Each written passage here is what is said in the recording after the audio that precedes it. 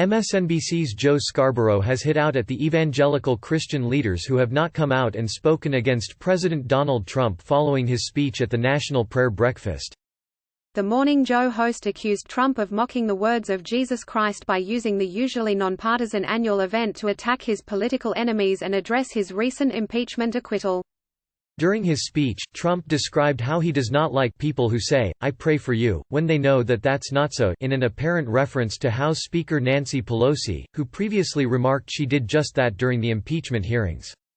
He also appeared to take a swipe at his former political ally Mitt Romney after the Utah senator became the only GOP lawmaker to vote to convict Trump for abuse of power. Explaining his decision, Romney said he could not let personal considerations overwhelm his conscience or "my oath to God." "I don't like people who use their faith as justification for doing what they know is wrong," Trump said. Scarborough asked why he, a twice-divorced backslidden Baptist, is the one who is offended by Trump evoking Christian values while engaging in un-Christ-like behavior such as removing migrant children from their families at the border or rewarding the rich while punishing the poor. Scarborough also attacked Trump for using Christianity to attack his rivals despite having never read the Bible in his life and alleging he doesn't know the differences between the Old and New Testaments. Let me read you the words that the President of the United States at a national prayer breakfast was mocking yesterday, Scarborough said. Jesus said this, "You have heard it said, love your friends and hate your enemies.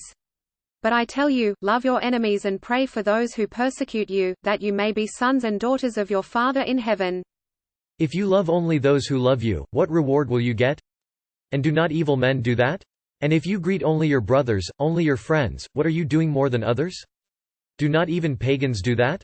Scarborough added that is at the centerpiece of the Gospels of Jesus Christ to love your enemies and forgive those who have persecuted you, suggesting that Trump does neither. Yesterday at something called the National Prayer Breakfast, Donald Trump mocked the words of Jesus Christ, and he got applause for it. He said, "I'm marking yesterday as a dark day, not only in the history of this country, but in the history of the modern evangelical movement, because I heard nobody that supported Donald Trump stand up for the words of Jesus Christ, and here I am, a guy who's been divorced twice, a guy who's a backslidden Baptist, I'm having to do this?" Where are the religious leaders of the day to do this? Or to talk about the Good Samaritan? Or to talk about why it is un-Christ-like to put children in cages? Or to talk about why it's un-Christ-like to reward the richest of the rich while hurting the poorest of the poor? Where are these men? As reported by the Associated Press, some religious figures have spoken out against Trump following his National Prayer Breakfast address. A bipartisan prayer breakfast is the last place one would expect to find political attacks on opponents, said Reverend Tom Lambrecht, general manager of the conservative United Methodist magazine Good News. "Our country would benefit from a return to the kind of civility and grace reflected in Jesus' words."